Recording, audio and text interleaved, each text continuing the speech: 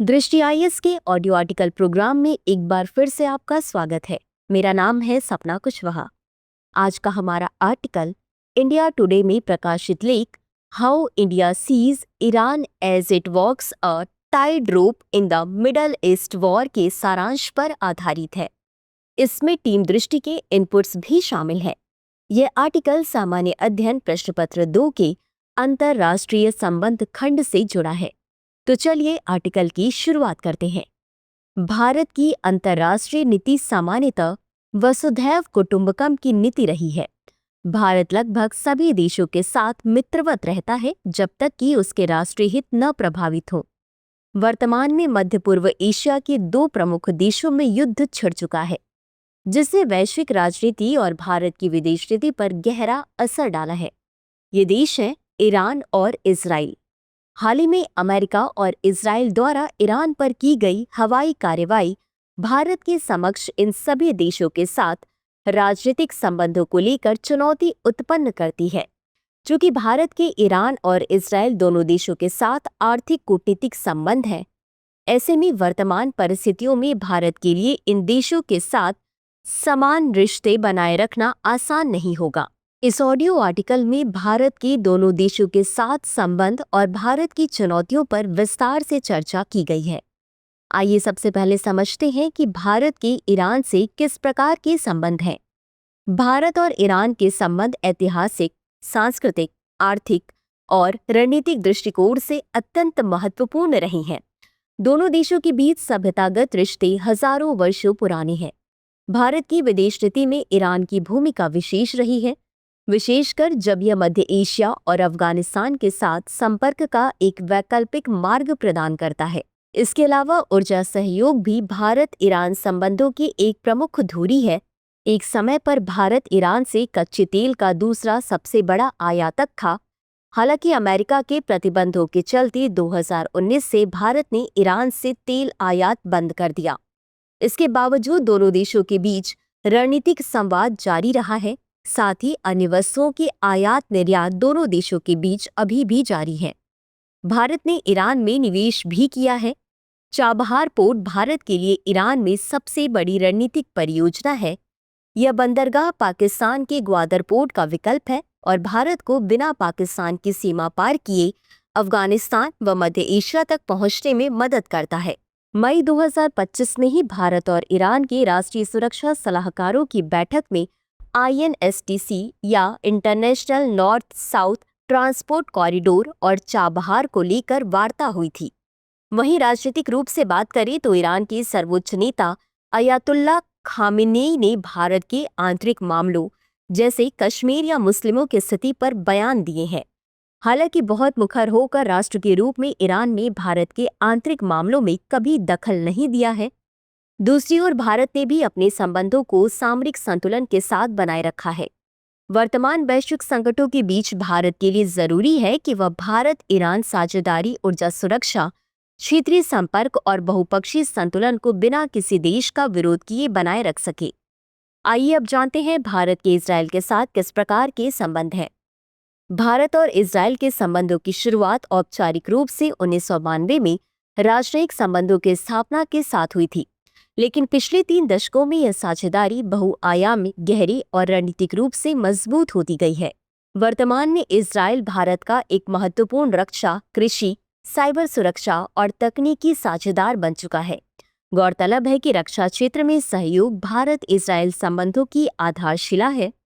Israel Bharat को अत्याधुनिक हथियार प्रणालियां जैसे कि Heron drone, Barak 8 missile, Spike anti tank missile और सर्विलांस टेक्नोलॉजी निर्यात करता है। दोनों देशों के बीच संयुक्त सैन्य अभ्यास, रक्षा अनुसंधान और रक्षा उत्पादन में साझेदारी निरंतर बढ़ रही है। भारत इजराइल से हथियार आयात करने वाला दुनिया का तीसरा सबसे बड़ा देश है। इसके अलावा दोनों देशों के बीच कृषि संबंधी सहयोग में भी वृद्धि हुई है। कृषि और जल संरक्षण में इजराइल की तकनीक भारत के लिए अत्यंत लाभकारी सिद्ध हो रही है।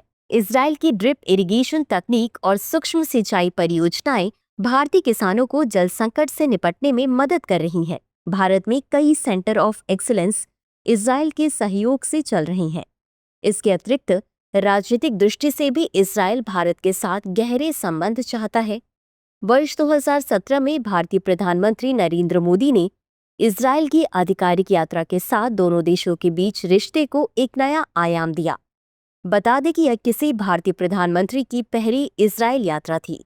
बीते कुछ समय पहले जब इजराइल हमास संघर्ष शुरू हुआ तो भारत ने आतंकवाद के खिलाफ इजराइल की आत्मरक्षा के अधिकार का समर्थन किया, जो दोनों देशों के बीच मजबूत राजनीतिक और कूटनीतिक रिश्ते को प्रदर्शित करता है। लेकिन सवाल ये है कि वर्तमान में भारत के समक्ष क्या दुविधा है और ये किस प्रकार अपने समक्ष उत्पन्न चुनौतियों का समाधान करेगा। वर्तमान में भारत स्ट्रैटेजिक ऑटोनॉमी को बनाए रखने में उलझा हुआ है। न तो वह ईरान को खोना चाहता है, जहां उसके व्यापक आर्थिक पूंजीगत हित हैं, और न ही इजराइल को, जो भारत की रक्षा और तकनीकी सुरक्षा की रीढ़ है। ऐसे में भारत के समक्ष दो विरोधाभासी स्थिति उत्पन्न हो गई है। भारत दो आपस में दुश्मन देशों के साथ मित्रतापूर्ण संबंध रखना चाहता है, जो चुनौतीपूर्ण है। भारत की विदेश नीति विशेषकर पश्चिम एशिया को लेकर बहुस्तरीय हितों और अंतर्विरोधों से घिरी हुई है। ईरान और इजराइल के बीच गहराते टकराव के बीच भारत की स्थिति एक ऐसे संतुलनकारी शक्ति की है जिसे दोनों पक्षों से अपने दीर्घकालिक रणनीतिक हित साधने हैं, बिना किसी एक के पक्ष में स्पष्ट रूप से खड़े हुए। एक और ईरान भारत के लिए एक भौगोलिक सेतु है। यह मध्य एशिया तक पहुंचने का वैकल्पिक मार्ग, अफगान नीति का आधार और ऊर्जा सुरक्षा का स्तंभ है। वहीं दूसरी ओर इजराइल भारत की तकनीकी और सामरिक शक्ति को सशक्त बनाने वाला प्रमुख सहयोगी है। यह द्वैत भूमिका भारत को एक अत्यंत नाजुक स्थिति में खड़ा करती है, जहां किसी भी एक पक्ष के साथ असंतुलन दूसरे के साथ संबंधों पर नकारात्मक प्रभाव डाल सकता है। इस दुविधा को और जटिल बनाता है वैश्विक परिप्रेक्ष्य। जहां अमेरिका इजराइल का करीबी है, वहीं रूस और चीन ईरान के रणनीतिक साझेदार हैं। गौरतलब है कि भारत ब्रिक्स, I2U2 या इंडिया, इजराइल, UAE, USA और SU जैसे समूहों में शामिल है, जिनमें इन विरोधी ध्रुवों की उपस्थिति है। ऐसे में भारत की नीति को असहमति में सामंजस्य की दिशा में काम करना होता है। भारत की संतुलनकारी कूटनीति को केवल तटस्थता नहीं कहा जा सकता।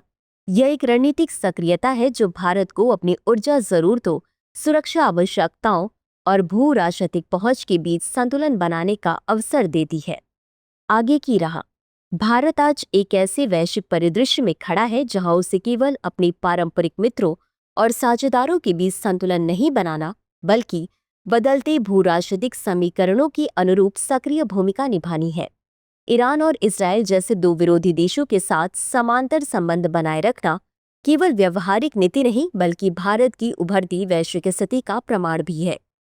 यह स्पष्ट है कि भारत अब एक ऐसे दौर में है जहां तटस्थ रहना पर्याप्त नहीं है, बल्कि हर कदम सोच समझकर और दीर्घकालिक रणनीतिक लक्ष्यों के अनुरूप उठाना होगा। भारत को अपनी ऊर्जा सुरक्षा, व्यापार मार्गों, तकनीकी साझेदारी और कूटनीतिक प्रतिष्ठा, इन सभी के मध्य संतुलन स्थापित करते हुए बहुपक्षीय संवाद को प्राथमिकता देनी होगी। इसके साथ ही भारत को यह भी सुनिश्चित करना होगा कि वह किसी भी क्षेत्रीय संघर्ष का प्रत्यक्ष या परोक्ष हिस्सा न बने, परंतु मानवाधिकार, आतंकवाद और क्षेत्रीय स्थिरता जैसे सार्वभौमिक मूल्यों पर अपनी आवाज स्पष्ट रूप से उठाए।